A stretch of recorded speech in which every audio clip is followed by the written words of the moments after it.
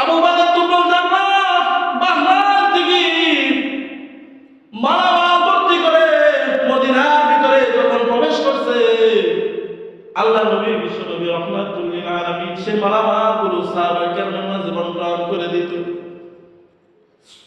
করে দিত। এই খবর যখন শুনছে সাহাবায়ে কেরাম, এমনিতেই তো তারা ফজরের নামাজে সবসময় নামাজ পড়তো, ফজরের নামাজে তারা শরীক হয়। ফজরের নামাজে শরীক হওয়ার পরে সাহাবায়ে কেরাম আল্লাহ নবী বিশ্ব নবী রাহমাতুল লিল আলামিনের সামনে বসে গেছে। আল্লাহ নবী সাল্লাল্লাহু আলাইহি ওয়াসাল্লামের সাথে বিভিন্ন কথা বলে, কিন্তু দুনিয়ার কথা বলে না। দুনিয়ার কথা বলা তা বলবে আল্লাহ নবীর সামনে সেটা সাহস তারা করতে পারে না। এমন সময় আল্লাহ নবী কথা বলে তিনি বাসার ভিতরে চলে যাচ্ছে। আল্লাহ নবীর পিছনে সাহাবায়ে কেরাম ছুটছে।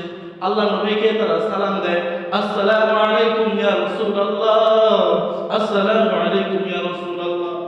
মুসলমান বন্ধুরে, আল্লাহ নবী সাল্লাল্লাহু আলাইহি ওয়াসাল্লাম ওই সময় সাহাবায়ে কেরামের দিকে তাকায় একটা মুস্কি হাসি দিলেন।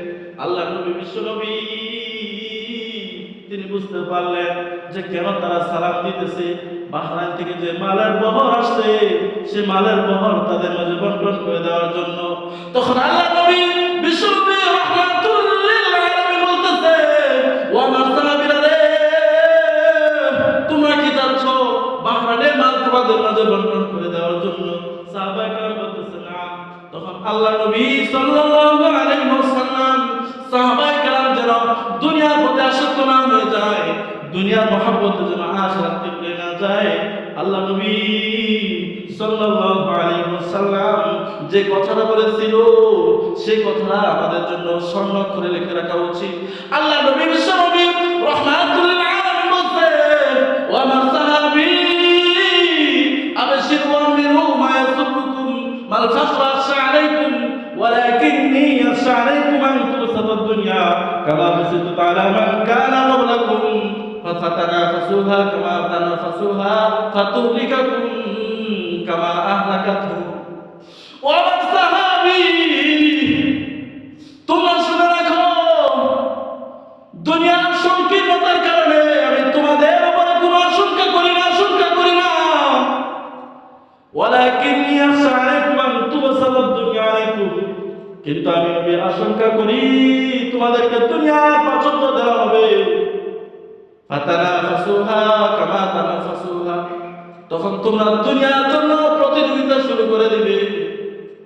তখন পূর্ববর্তী লোকগুলো যেমন দুনিয়ার প্রতিযোগিতা করে ধ্বংস হয়েছে, তোমরা ধ্বংস হয়ে যাইবা, আমি সেটা আশঙ্কা করি।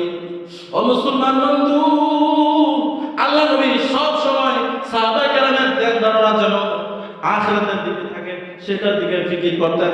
মুসলমান রে, আল্লাহ নবী সাল্লাল্লাহু আলাইহি ওয়াসাল্লাম চলে যাওয়ার পরে আবু উবাইদা ইবনে জাররাহ উনি এরকম মিশরের গভর্নর হয়েছেন, যে মিশর দেশটা ছিল অনেক বড়, যে দেশটা এখন 4টা দেশে পরিণত হয়েছে, জর্ডান, ফিলিস্তিন, সিরিয়া, লেবানন, অনেক বড় একটা দেশ। তখন শাসন চলতেছে খলিফাতুল মুসলিমিন উমরের। এবার খলিফাতুল মুসলিমিন উমর একদিন সে তার গভর্নরকে দেখার জন্য, ওই মিশরকে দেখার জন্য মিশরে গেছে।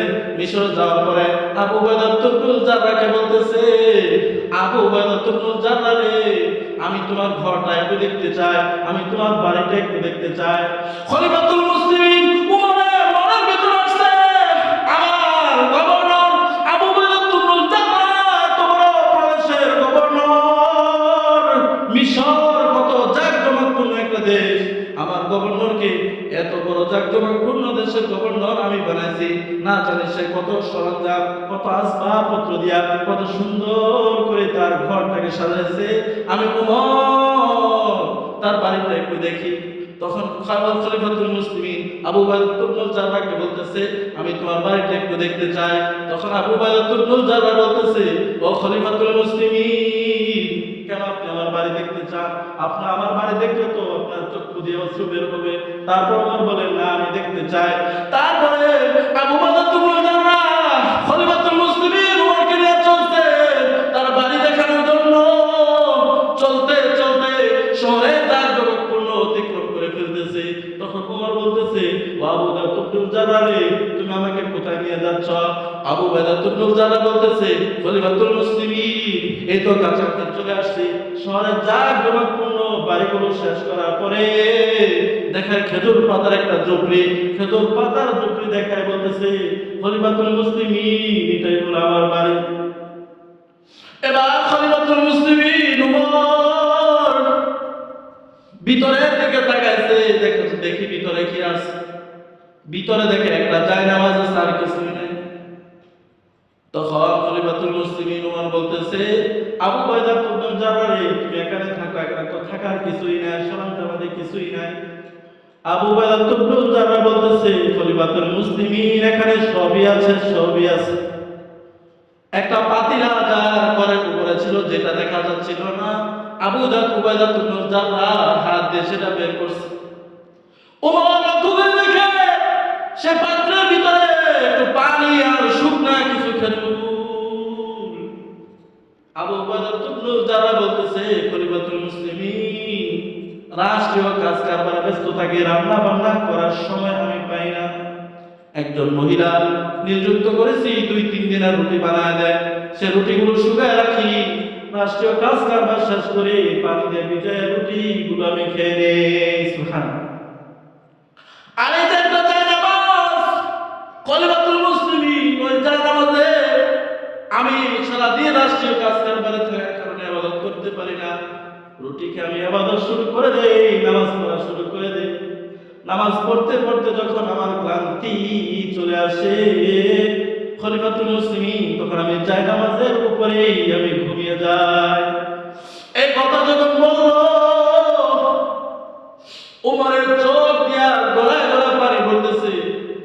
উমর চোখের পানি হাত ধরে রাখতে পারে নাই। উমর বলে, আবু উবাইদা ইবনে জাররা রে, সত্যি তোমাকে আল্লাহ নবী যেভাবে রেখেছে তুমি সেভাবেই আছো। তো এত বড় দেশের গভর্নর হওয়ার পরে তাদের কাছে দুনিয়া আসে নাই, না আসছে? দুনিয়া আসছে, তাদের কাছে আসছে, কিন্তু তারা দুনিয়া গ্রহণ করে না, ঠিক কিনা বলেন? এটার নাম হলো জুলুফিদ দুনিয়া। এটা মুমিনের অনেক বড় একটা গুণ, সেটা তারা সকলে অর্জন করতে হবে।